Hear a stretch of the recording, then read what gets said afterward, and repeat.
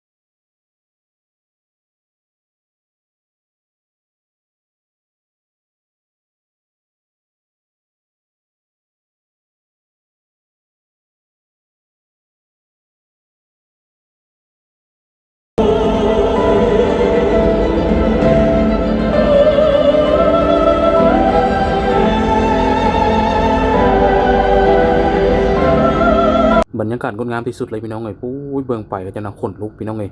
ความยิ่งใหญ่ความอลังการของงานพี่น้องแสงสีเสียงแบบจัดเต็มเลยพี่น้องเต็มสูบเลยอยู่ที่สนามกีฬาแห่งชาติหลัก16นครหลวงวิจันทร์พี่น้องเอ้ยไปที่ได้เข้ามาก็น่าจะเห็นบรรยากาศเนาะพี่น้องคึกคักที่สุดเท่าที่เคยมีมานะกับบรรยากาศในงานครั้งนี้พี่น้องเอ้ยนี่งดงามอลังการตะการตาที่สุดเลยเนาะผู้คนก็หลายแฮงพี่น้องเอ้ยเต็มเลยสนามกีฬาแห่งชาติหลัก16นี่คนหลายเด้หลายบาทพี่น้องเอ้ยสำหรับมื้อวานนี่เนาะเป็นเวทีแรกและงานแรกที่แอดเห็นที่ว่าอุ้ยเวทีเพิ่นใหญ่แฮงพี่น้องเอ้ยเนาะจากที่เคยไปเบิ่งคอนเสิร์ตนี่ต่างๆเวทีก็จะบ่ใหญ่ส่ำนี้พี่น้องเอ้ยแต่นี่เนาะบอกเลยว่าใหญ่แฮงอลังการแฮงพี่น้องเนาะแสงสีเสียงเพิ่นนี่จัดเต็มทุกระบบเลยพี่น้องแล้วก็จะมีการจุดพลุนำพี่น้องเอ้ยก่อนสิ้นสุดงานเนาะใครที่ได้เข้ามาที่เอามาชมก็น่าจะเห็นนํกันพี่น้องบรรยากาศนี่บอกเลยว่าคึกคักที่สุดพี่น้องเอ้ยเบิ่งไปขนลุกไปพี่น้องเอ้ยมีจุดบังกะโปพร้อมนี่นะพี่น้องเห็นบ่อลังการสุด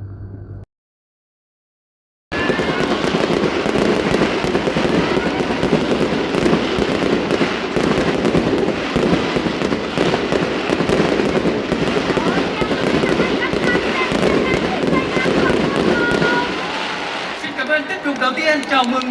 chương trình nghệ thuật đặc biệt ngày hôm nay. งดงามหลายพี่น้องเอ้ยสบายดีขอเชิญประธานการนำค่ะรัฐบาลแห่งสาธารณรัฐประชาธิปไตยประชาชนลาว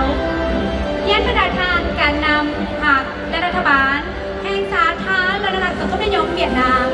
เชิญประธานแขกผู้มีเกียรติทางภายในและต่างประเทศท่านผู้ชมที่อยู่ในงานที่นี่และท่านผู้ชมที่อยู่ทางบ้านที่กำลังให้เกียรติติดตามชมการถ่ายทอดสดขอเสียงตบมือดังๆให้กับประธานที่ได้เข้าร่วมรับชมการแสดงในวันนี้ Thưa các đồng chí lãnh đạo Đảng, Nhà nước, Chính phủ nước Cộng hòa Dân chủ nhân dân Lào. Kính thưa các đồng chí lãnh đạo Đảng, Nhà nước Cộng hòa xã hội chủ nghĩa Việt Nam. Kính thưa toàn thể quý vị. Kính thưa quý vị khán giả đang theo dõi chương trình truyền hình trực tiếp.